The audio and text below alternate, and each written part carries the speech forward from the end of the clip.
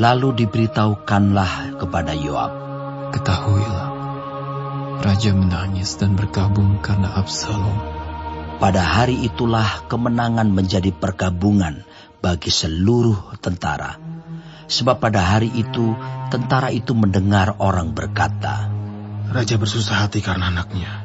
Sebab itu tentara itu masuk kota dengan diam-diam pada hari itu, seperti tentara yang kena malu kembali dengan diam-diam karena melarikan diri dari pertempuran.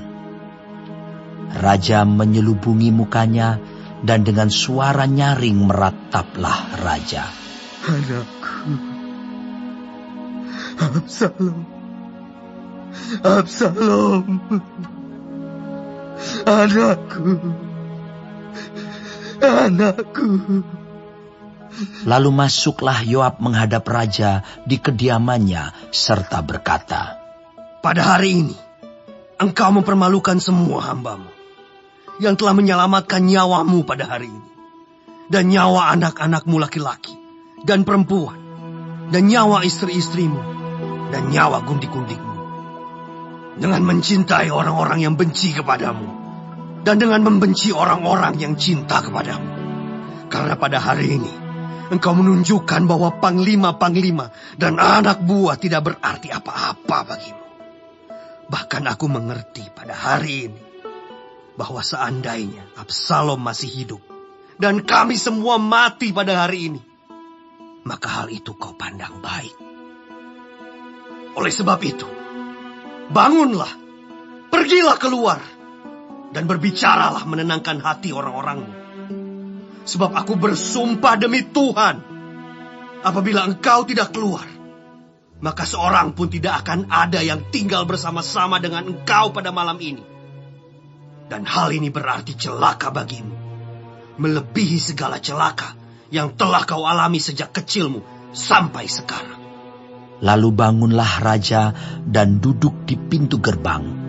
Maka diberitahukanlah kepada seluruh rakyat demikian, "Ketahuilah, raja duduk di pintu gerbang." Kemudian datanglah seluruh rakyat itu menghadap raja. Adapun orang Israel sudah melarikan diri masing-masing ke kemahnya.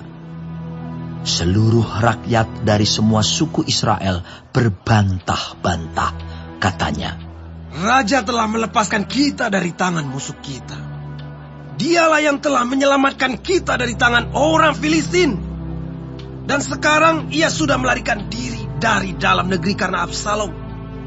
Tetapi Absalom yang telah kita urapi untuk memerintah kita sudah mati dalam pertempuran. Maka sekarang, mengapa kamu berdiam diri dengan tidak membawa raja kembali?" Raja Daud telah menyuruh orang kepada Zadok dan Abiatar, imam-imam itu, dengan pesan, "Berbicaralah kepada para tua-tua Yehuda demikian. Mengapa kamu menjadi yang terakhir untuk membawa raja kembali ke istananya? Sebab perkataan seluruh Israel telah sampai kepada raja. Kamulah saudara-saudaraku, kamulah darah dagingku. Mengapa kamu menjadi yang terakhir untuk membawa raja kembali? Dan kepada Amasa haruslah kamu katakan, bukankah engkau darah dagingku? Beginilah kiranya Allah menghukum aku, bahkan lebih lagi daripada itu, jika engkau tidak tetap menjadi panglimaku menggantikan Yoab." Demikianlah dibelokkannya hati semua orang Yehuda secara serentak, sehingga mereka menyuruh menyampaikan kepada raja pesan ini, "Kembalilah, tuanku, dan semua anak buahmu." Lalu berangkatlah raja pulang, dan sampailah ia ke tepi sungai Yordan. Sementara itu orang Yehuda telah sampai ke Gilgal untuk menyongsong raja dan untuk membawa raja menyeberang sungai Yordan. Juga Simei bin Gera, orang Benyamin yang dari Bahurim itu, cepat-cepat datang bersama-sama dengan orang-orang Yehuda untuk menyongsong Raja Daud. Juga ada 1.000 orang dari daerah Benyamin bersama-sama dengan dia. Dan Ziba, hamba keluarga Saul, dan ke-15 anaknya laki-laki dan ke-20 hambanya bersama-sama dengan dia datang tergesa-gesa ke sungai Yordan mendahului raja. Lalu menyeberang dari tempat penyeberangan untuk menyeberangkan keluarga raja dan untuk melakukan apa yang dipandangnya baik. Maka Simei bin Gera sujud di hadapan raja ketika raja hendak menyeberangi sungai Yordan dan berkata kepada raja, "Janganlah kiranya tuanku tetap memandang aku bersalah, dan janganlah kiranya tuanku mengingat kesalahan yang dilakukan hamba-Mu ini pada hari tuanku raja keluar dari Yerusalem. Janganlah kiranya raja memperhatikannya lagi. Sebab hamba-Mu ini tahu bahwa hamba telah berbuat dosa. Dan lihatlah, pada hari ini akulah yang pertama-tama datang dari seluruh keturunan Yusuf untuk menyongsong tuanku raja." Lalu berbicaralah Abisai, anak Zeruya, katanya, "Bukankah Simei patut dihukum mati karena ia telah mengutuki orang yang diurapi Tuhan?" Tetapi Daud berkata, Apakah urusanku dengan kamu, hai anak-anak Zeruya, sehingga kamu pada hari ini menjadi lawanku? Masakan pada hari ini seorang dihukum mati di Israel? Sebab bukankah aku tahu bahwa aku pada hari ini adalah raja atas Israel? Kemudian berkatalah raja kepada Simei, Engkau tidak akan mati. Lalu raja bersumpah kepadanya. Juga Mefiboset bin Saul menyongsong raja. Ia tidak membersihkan kakinya dan tidak memelihara janggutnya, dan pakaiannya tidak dicucinya sejak raja pergi sampai hari ia pulang dengan selamat. Ketika ia dari Yerusalem menyongsong raja, bertanyalah raja kepadanya, Mengapa engkau tidak pergi bersama-sama dengan aku, Mefiboset?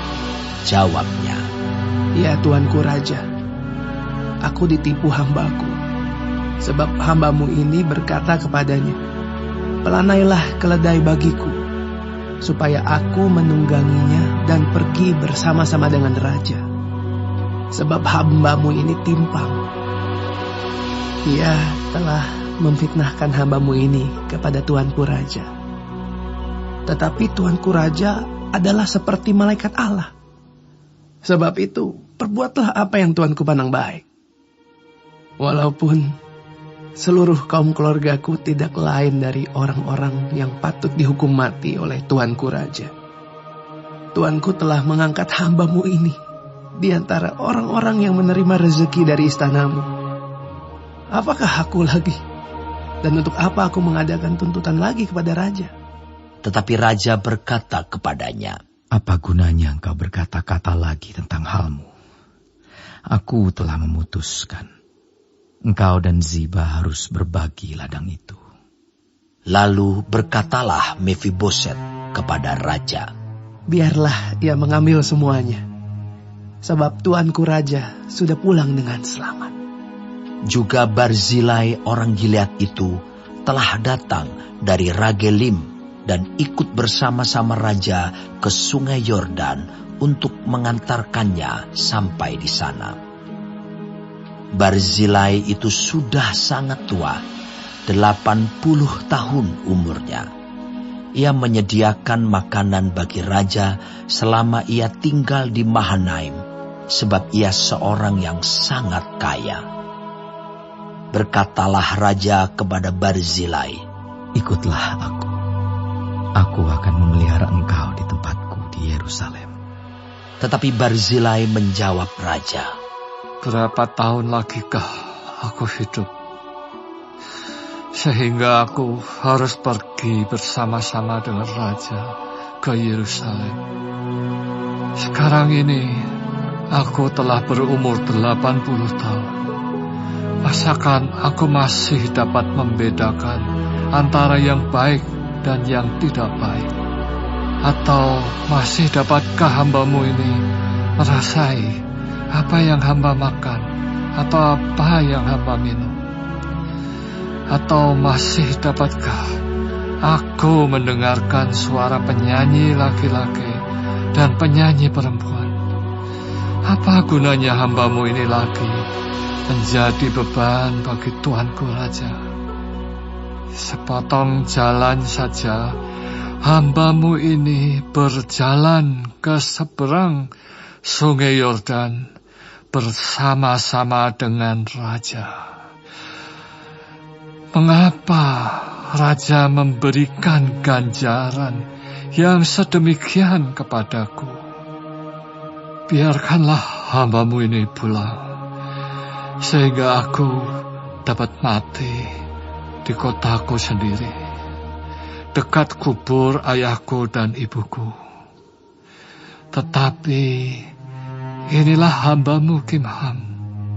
Ia boleh ikut dengan Tuanku Raja. Perbuatlah kepadanya apa yang Tuanku pandang baik. Lalu berbicaralah Raja. Baiklah, Kimham ikut dengan aku. Aku akan berbuat kepadanya apa yang kau pandang baik. Dan segala yang kau kehendaki daripadaku akan kulakukan untukmu. Kemudian seluruh rakyat menyeberangi Sungai Yordan. Juga Raja menyeberang setelah berpamitan dengan Barzilai dengan ciuman. Lalu orang ini pun pulanglah ke tempat kediamannya. Sesudah itu berjalanlah Raja terus ke Gilgal dan Kimham ikut dengan dia. Seluruh rakyat Yehuda bersama-sama setengah dari rakyat Israel telah mengantarkan Raja.